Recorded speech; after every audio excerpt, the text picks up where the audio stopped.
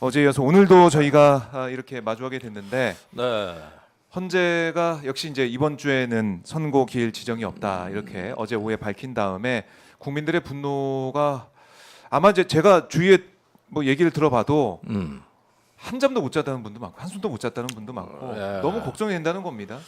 그러니까 정신 건강이 걱정이 되는 그렇죠. 상황이 됐어요. 예, 이게 헌재가 한국 정치의 완전한 블랙홀이 돼 버렸어요. 지금 블랙홀 안에서 무슨 일이 벌어지는지 모르잖아. 다 차단돼 있고. 네, 그러니까 지금 이런 상황에서 다음 주라도 그러면은 뭐 제대로 되겠냐. 그런데 계속 늦어질 수 있다는 기사가 나오고 있거든요. 그리고 자료 보완을 하고 있다. 그리고 네. 의견 조정을 하고 있다. 평의를 하고 있다. 지금은 평결을 해야 되는데 이런 부분들 보면은 이게 어떤 희망적인 소식이 들리지는 않는 것 같아요. 그래서 일단 조금 더 지금보다 네. 심각한 상황 이걸 좀 대비를 해야 될 것 같은 생각이 듭니다. 근데 그러니까 가슴이 철렁합니다, 지금. 법조인들이 예. 주로 방송에 나와 얘기할 때 음. 굉장히 조심스러워 그렇죠. 하거든요. 예, 그런데 머릿속엔 분명히 뭔가를 상상하고 있는데 네. 그걸 입 밖으로 못 내더라고. 그러면서 어. 굉장히 신중하고 조심스럽게 얘기하거나 예, 당위적인 얘기만 하거나 이런 얘기들 하는 걸 봐도 법조인들조차도 이 판단이 흔들리는구나 이런 느낌들을 조금 받거든요. 네. 그렇게 보면 다음 주도 또 26일 얘기를 많이 하는데 그날이 모의고사가 있는 날이라네. 맞아요. 26일 수요일 수요일. 주변에 또 그날 선고라면 피해를 줄 수도 있다. 네. 그러니까 이제 늦어지면 늘어질수록 피해는 더 커진다는 게 사방에서 나오고 있거든요. 네. 경찰들 또 그 대기 시간도 길어지고 이런 부분들로 해서 야, 이 사람들이 진짜 이거 큰일 날 일이다 이게. 이렇게 늦어지면서 비용이 기하급수적으로 증가하는 거거든요. 네. 이 사회적 비용이. 그러니까요. 지금 저희 시청자분의 댓글도 좀 지금 난리가 났습니다. 이게 그러니까 그래서 헌재를 일단은 바라보면서 헌재 브리핑룸은 다시 한번 좀 보여드리고 있는데 오늘은 이제 기자들이 한 명도 없네요. 한 명도 없어요. 예, 이번 주에 발표를 안 한다고 보니까 그러니까 저기가 지금 썰렁합니다. 저래야 되냐 이게. 참. 그러니까 아무 설명도 없어. 아무 설명도. 그러니까 뭐 이번 주에 안 한다 그러고 끝이에요. 그냥 지금 그러고 있어요. 예. 그래서 지금 혹시나 모를 상황에 대비도 하면서 우리가 하루하루 이제 버텨내야 된다 이런 말씀이신 그렇죠. 건데. 아니 예. 일단은 민주주의는 이깁니다. 네. 이게 뭐 황사가 분다고 꽃이 안 피진 않아요. 그렇죠. 그거는 가기는 갑니다. 근데 이렇게 허약하고 네. 이렇게 결정 장애에 걸린 환자처럼 이 결정 장애병이거든 이게. 결정 장애병. 이렇게 우유부단하고 네. 결단력 없고 이런 어떤 그 법관들의 모습을 보면서 네. 대한민국 민주주의라는 것이 어떻게 이렇게 무능한가, 제도가 이렇게 취약한가, 네. 이런 부분에서 이제 국민들이 크게 실망하고 분노하고 슬퍼하는 거거든. 이런 부분에 어떤 그 책임 있는 사법기관의 어떤 품격이 아니다 이거는. 네. 이런 점에서 이제 국민들이 여러 번 지적이 나오는데도 불구하고 이런 방구 설명이 없다. 이건 참 그 있을 수 없는 일이 벌어지는 거예요. 그러니까 헌재가 헌재의 존재 이유를 증명할 때가 바로 지금 이 시간, 이 시점인데 네. 헌재가 책임을 정말 방기하고 있는 게 아니냐, 아니면은 헌재 내부에서 혼란 사항이 있는지도 모르겠지만은 일단은 헌재가 우리 대한민국의 헌법 수호를, 헌정질서 수호를 하는 그 기관인데 그 책임을 못 한다 그러면은 존재 이유가 진짜 없는 거죠. 네. 증명 못 하고 있는 거죠 지금. 아니 그래서 예. 이제 묻고 싶은 문장은 하나예요. 헌법은 죽었는가? 살아 있음을 보여달라 이거예요. 네. 살아 있음을 보여달라. 헌법은 죽었는가? 가슴에 탁 꽂힙니다. 아니, 국민들이 질문은 그거지 뭐.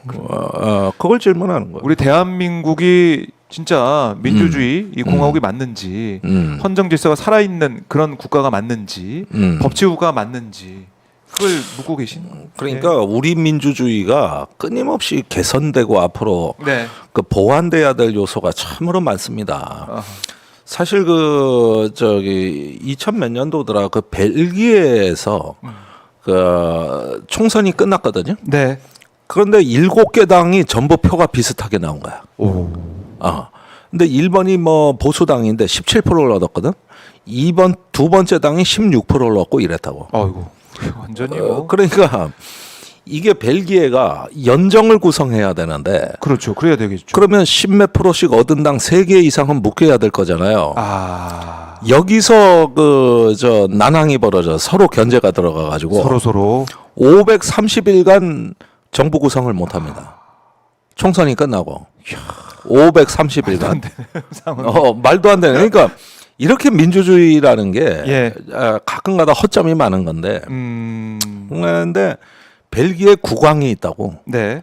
그런데 이 국왕이 그러면은 저기 그 각 당의 중재자를 이렇게 뽑고 협상을 하고 이런 임무를 수행해야 되는데 네.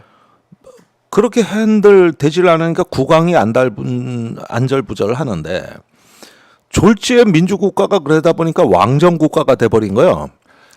저기 국가 수반 저 행정 수반을 선출 못하니까 비상사태로 왕이 대신해야 되거든. 그러니까 그 이게 상상하지도 못했던 왕정 시대가 졸지에 왕정 시대가 돼버린 거야 이게. 예. 그게 자그마치 530일이었어. 그런데 이게 민주주의라는 게 의외로 허점이 많습니다. 그게 대부분 절차 문제인데. 이번에도 우리가 뼈저리게 느끼고 있는 거 아닙니까? 영국 보십시오. 예. 그 2011년에 브렉시트 국민 투표를 했어요. 네. 그래가지고 저기 결정이 났어. 탈퇴하기로 유럽연합에서. 근데 문제는 탈퇴하는 방법을 갖고 3년을 더 끌어. 그런데 의회가 투표로 이걸 결정을 못 하는데. 네. 우선 그 저기 국민 투표에서 나온 거를 실행하는 거를 실행 계획을 그 승인하는 승인 투표. 그 승인 투표를 어떤 절차로 투표를 할지를 아는 절차 투표. 그 절차를 정하기 위한 네. 또 저기 각 당의 또 협상. 그러니까 문제가 문제를 낳고 문제가 또 문제를 낳고 이런 식으로. 그러니까 이 민주주의의 사법 해석이라는 게 어떤 큰 국민의 방향이 결정됐다 하더라도 그걸 받아안는 방법은 수백 수천 가지라고. 그렇겠네요. 그때 브렉시트도 그냥 탈퇴냐 아니냐만 결정하면 되는데 무슨 조건을 거냐. 또 아일랜드가 이제 유럽연합 소속인데 평화는 영국이 보장했거든. 근데 영국이 유럽연합을 탈퇴하면 아일랜드에 북아일랜드하고 그 남아일랜드 그 개신교 카톨릭교 이렇게 찢어진 그 분쟁을 누가 중재해 주느냐 문제가 제기가 되면서 의회에서 모든 문제가 다시 시작된 거거든요.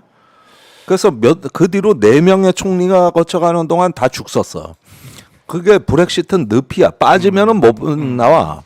그 영국이 완전히 망가진 거예요. 3년입니다. 3년. 그랬는데 우리 탄핵 심판을 보면은 자 국민 절대 다수가 그 대통령 탄핵을 원하고 있고, 그 다음에 그 탄핵도 저 인용되는 것으로 거의 재판관들 이견이 없어. 그렇죠. 누가 보더라도 이걸 어떻게 기각을 할 때 빵이라고 봐야 돼요. 그런데 문제는 거기에서 절차에 관한 각각의 이의 제기한 걸 다 설명해야 돼. 그러다 보니까 탄핵 인용이냐 기각이냐는 이제 뒤로 밀리고 절차적인 게 맞냐 틀리냐로 또 다 협의해야 돼.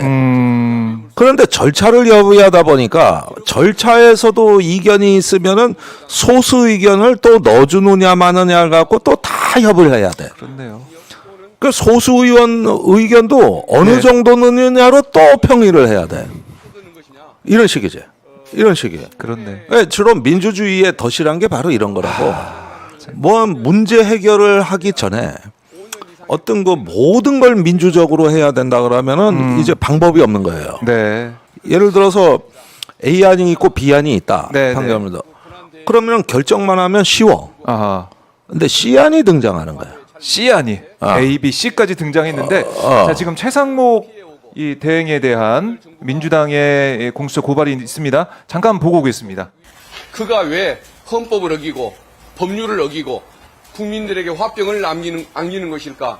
많은 국민들이 궁금해하십니다. 바로 이런 배경이 있었던 것입니다.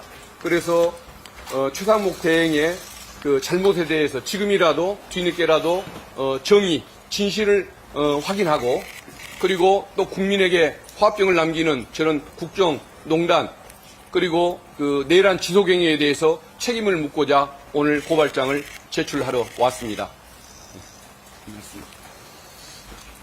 남원장소 임시순창 박희순 국회의원입니다. 제가 법사위에서 법무부 장관 권한대행에게 누차 최상목 대행에게 마영주 대법관 후보, 그 다음에 마은혁 헌법재판관 후보 임명을 건의해라. 당신이 법률상 국가의 대표자로서 대응을 하고 있기 때문에 계속 누차 이야기했는데 지금까지 마은혁 헌법재판관 임명이 이루어지지 않고 있습니다. 더구나 헌재에서 위헌이다 이런 결론까지 내렸는데도 지금 머뭇거리면서 임명을 하지 않고 있습니다. 이번에 드러난 이러한 사실을 볼 때 내란 정부에게 발목이 잡혀 있는 거 아니냐, 윤석열 피소추인에게 발목이 잡혀 있는 것처럼 보입니다. 일반인이라면 486억의 뇌물을 수수했다면 적어도 10년이 아니라 15년, 20년도 선고받을 수 있는 중대한 범죄인데 유일하게 안동범 경제수석은 아마 4년형을 받았다고 들었는데 최상목 대행은 그 범죄 혐의를 받고 있음에도 수사 대상에서 빠졌습니다. 이러한 것들이 지금의 이런 내란 행위에 동조하는 대통령 권한 대행이 아닌가 싶습니다. 그래서 하루빨리 헌법재판관을 임명하고 이러한 내란 세력에 대해서 선을 긋고 분명한 태도를 취해야 할 것입니다. 그래서 저희는 오늘 최상목 권한 대행에 대한 이러한 의혹을 문제를 제기하기 위해서 이 자리에 왔습니다. 박근혜 정권의 경제금융비서관이었던 최상목 비서관이 단 일주일 만에 16개 기업 그룹으로부터 486억 원을 수금하게 됩니다. 당시 박근혜 이재용 판결문을 보면 당시 최상목 경제금융비서관이 청와대 회의를 4차례나 주재했다고 그럽니다. 그러면서 아직까지 출연금을 내지 않는 기업이 있느냐, 명단을 가져오라 하면서 화를 냈다고 합니다. 가히 당시 경제수석이었던 안종범 이상의 행위입니다. 그러나 안종범은 구속되어 처벌받고 최상목은 현재까지 처벌받지 않고 있습니다. 더 늦기 전에 최상목을 수사해야 됩니다. 기업들이 어떤 불이익을 두려워해서 486억이라는 돈을 내게 됐는지, 이것이 뇌물죄인지, 광역죄인지, 공갈죄인지 분명히 수사해야 됩니다. 이것이 우리 국민의 요구이고 또 저희들도 맞다고 보기 때문에 오늘 고발장을 제출하러 왔습니다. 공수처 앞의 모습을 보고 오셨습니다. 그러니까 이게 잠깐 한번 정리해드리면 박근혜 정부 경제금융비서관이었던 2015년 당시에 최상목 그 당시의 상황에서 그러니까 박근혜 판결문을 보면 4차례 청와대 회의를 주재하고 출연금을 내지 않는 기업이 어디냐라고 화를 내고 독촉하는 상황이 있었어요. 근데 또 이재명 대표가 발언하고 있는, 잠깐 이것도 보고 오시죠. 예. 이것도 역시 얘기하다 보면 말로는 한다고 그러고 뒤에 가서는 또 반대하고, 앞에서는 한다고 하고 또 뒤에서는 엉뚱한 다른 요구를 내세우고 계속 미뤄지고 있습니다. 우리가 제안한 추경의 세부 내역은 말씀드렸던 것처럼 충분히 협의 조정하고 우리도 고집하지 않겠다는 말씀을 미리 드리기도 했습니다. 또 무슨 핑계를 댈지는 모르겠는데 그럼에도 불구하고 추경안에 대해서 토론하고 신속하게 추경 편성을 통해서 경제를 회복시키고 민생을 안정시켜야 되겠다는 생각합니다. 또 상속세 개편안도 뭐 하자고 말은 하더니 또 여전히 진척이 없어요. 상속세 개편 합의된 범위 내에서 신속하게 처리하면 좋겠습니다. 국민의 더 나은 미래를 위해서 할 수 있는 것은 싸울 때는 싸우더라도 할 수 있는 건 또 신속하게 해내자는 제안을 드리면서 오늘 회의를 마치겠습니다. 수고하셨습니다.